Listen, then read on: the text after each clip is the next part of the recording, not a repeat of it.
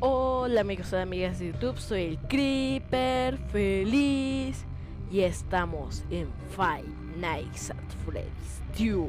Are you having troubles deciding where you're gonna study? Yes, that's right. Where you're gonna study? What you're gonna study? Well, if it's so, have you considered studying in a different country? Well, here we have America. But first, what is America? It is one of the three main global powers. That means in the world. Has a land area of 3.797 millions of miles squares. It's still being a lot. So you're having a lot of places to visit there. Even though it's a multi-language country, the main language in America is English. So if you don't manage that with the English, doesn't matter. You're always going to get the chance to improve and get better. United States of America is located in the American country. It's at the north of Mexico and the south of Canada. And besides of being a multicultural place, America also have multi-diverse weathers and climates. It depends obviously in the season of the year. We can have a lot of warm and nice weather in summer. Wow, so that was a lot of information for America, but not the information you're looking for. You're interested in education. So, shall we?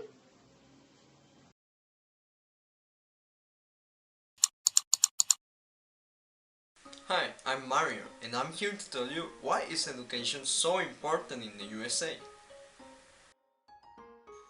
According to state law, education is compulsory in an age range beginning between 5 and 8 years and ending between 16 and 18 depending on the state. Children are usually divided by age groups into grades, ranging from kindergarten and first grade for the youngest to 12th grade as the last year of high school. There are some basic reasons why education is important in general, such as security and financial stability. This creates competition and thus economic growth at the national level. Consequently, the main reason why advanced education is important in today's society is because companies are looking for more educated people. This is where doctoral level institutions, universities, and schools that offer the opportunity to acquire such a knowledge come into play.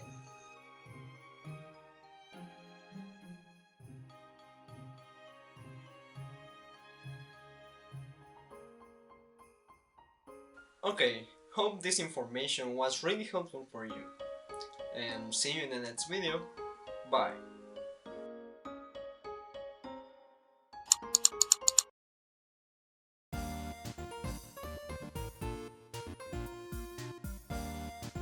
Yale University.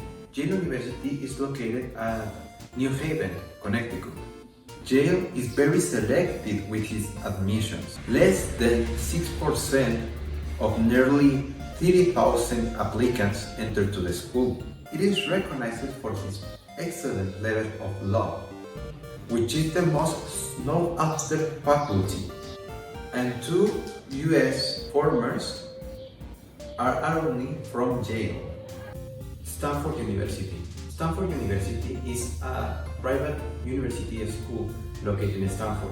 It's one of the top 10 universities around the world. Stanford University is organized around three traditional undergraduate schools, focusing on degrees in law, medicine, education, and business. Its students compete in 36 varsity sports. Stanford athletes have won 5,000 plus individual championships, and its alumni have produced 2,017 Olympic medalists, including 139 gold medalists. Harvard University. It's a private school located at the west coast of the United States in the city of Cambridge, Massachusetts. It also had the largest budget university in the world, $39.2 billion in 2018. It is ranked number 1 in the academic ranking of the world universities, 10 in the world ranking of universities according to the HEEACT. MIT, located in Cambridge, Massachusetts, is considered the top one of the universities for being the best and the prestige. MIT's initial emphasis on applied technology at the undergraduate and graduate levels lead to close cooperation with a strong emphasis to research and technology education. Admissions to the MIT are very rigorous and have been ranked by Atlanta's News as the most selective university on the USA.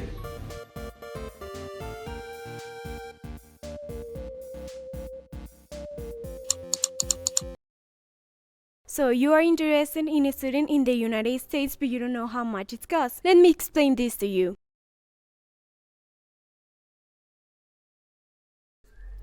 From left to right, we can see that costs increase. If you're looking for the cheapest option, this will be the public sector 2 years college, where average is just $3,660.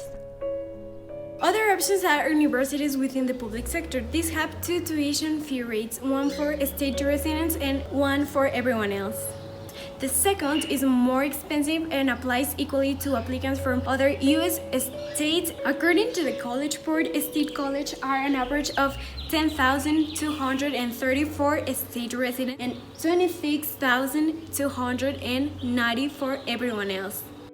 And private no-profit four-year college are an average of 35,830, and this is just for tuition and other fees. For example, now we are seeing Harvard net price calculator, and you only need to fill blank spaces with your own information, such as family income and asset information.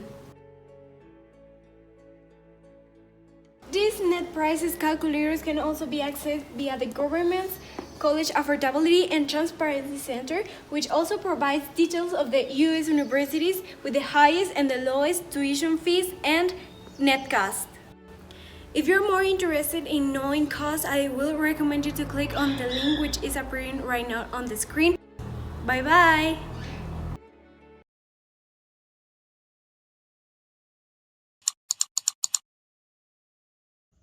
Hi, my name is Diana and I'm going to expose you to living expenses in the USA.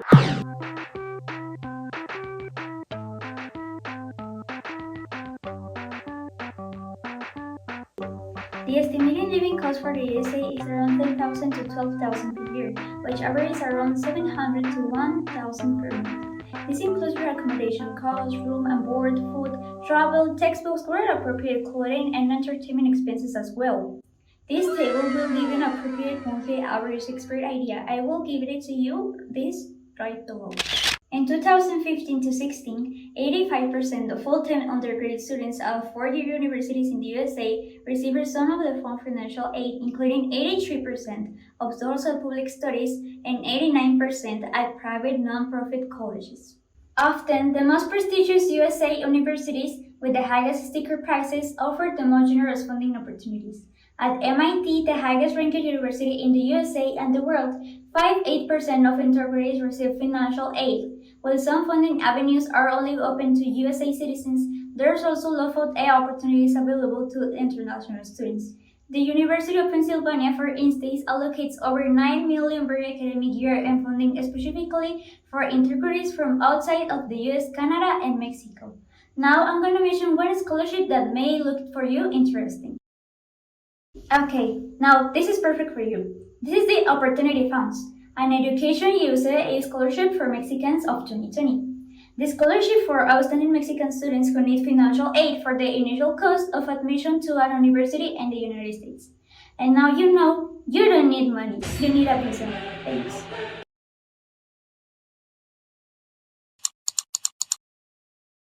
Welcome to this new video. I know you are interested in universities of USA. To continue, we will share you an interview we had with Liliana Berber Perez, who is a college student at William Peace University in North Carolina. Hello, Lily. Thank you so much for your time. We really appreciate it. I'm just going to ask you a few questions. Are you ready? Of course. Okay. How has your experience been in a college of USA? How does the education system support the students? Honestly, I had a great college experience. I had the opportunity to study across the US. I was originally born and raised in California, but I had the opportunity on a full ride scholarship to go to a university called William Peace University in North Carolina. I had a great experience.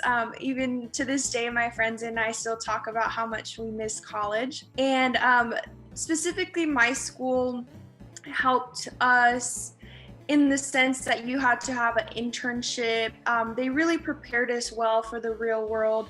We had this class called PDS, which essentially was had to do a lot with credit card management, job searching, resumes, and all that good stuff. Can you tell us a little bit of how your experience look as a college student and what is something that all universities in USA have in common? Of course.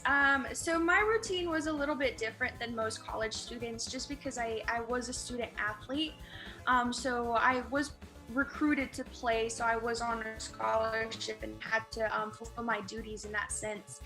So for me, it was 6 a.m. workouts. So I had to wake up, go to the gym and do my workouts. After that, I usually had classes that started around 8 a.m. In a lot of laboratories. Like I said, I was a biology student. And then finally around 3:30, 4 p.m., after my classes were done, I had to go to softball practice.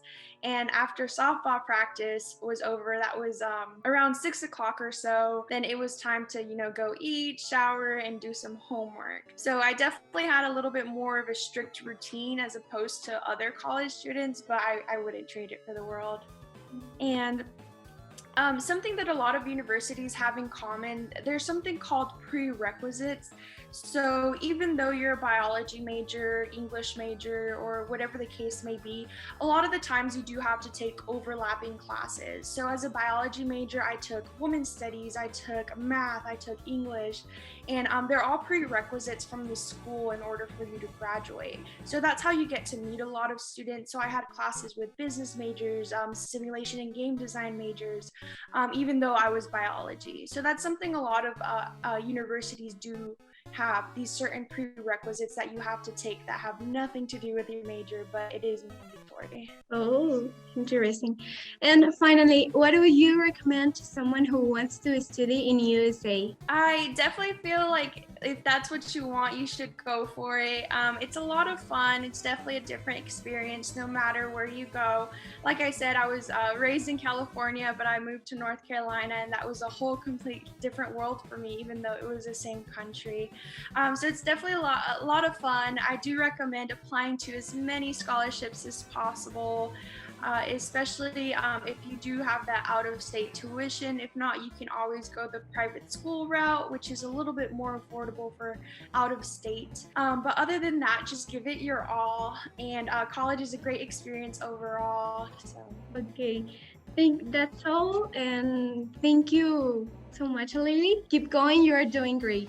Thank you. Thank you. Good luck to all of you guys.